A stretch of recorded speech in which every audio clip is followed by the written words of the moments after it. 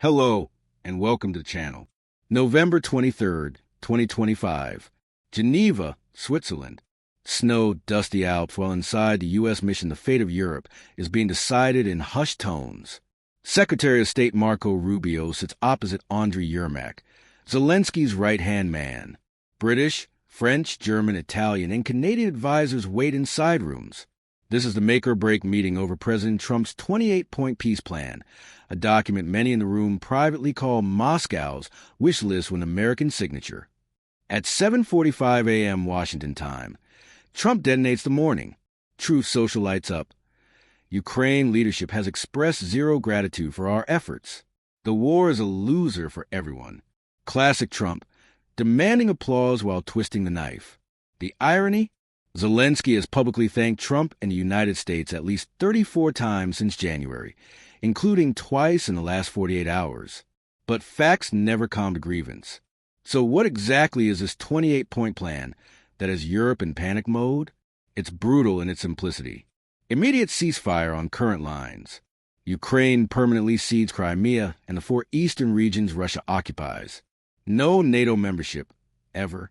Ukraine's army capped at 200,000 troops, no long-range missiles, no nukes.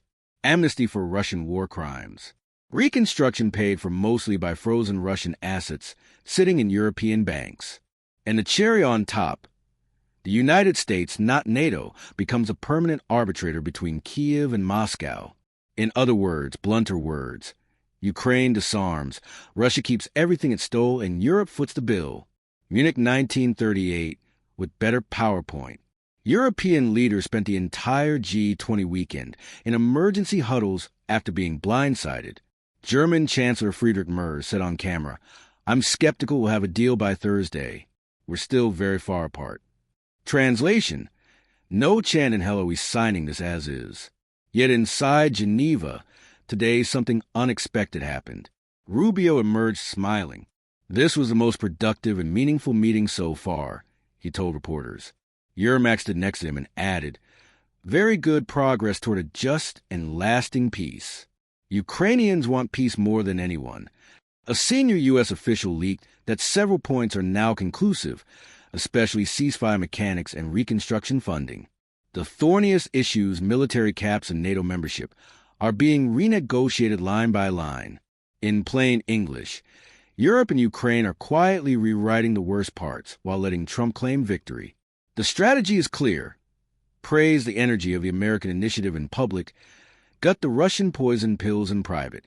British, French, and German national security advisors are in the building for exactly that reason. One Western diplomat told CNN, "We're not letting Ukraine walk out of here naked." Meanwhile, Trump keeps swinging. Yesterday, he told reporters Zelensky can fight his little heart out if he doesn't sign. Today, he's back to the gratitude rant.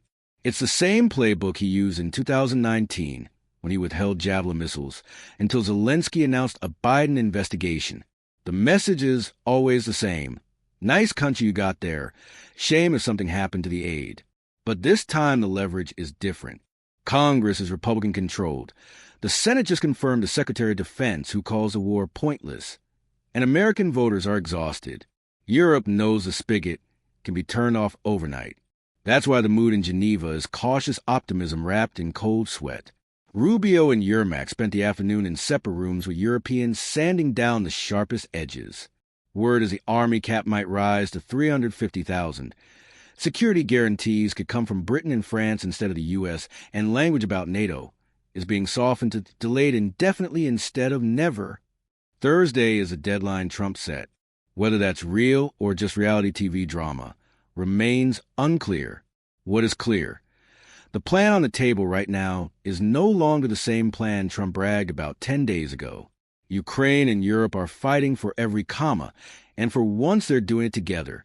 Russia, of course, watches and waits.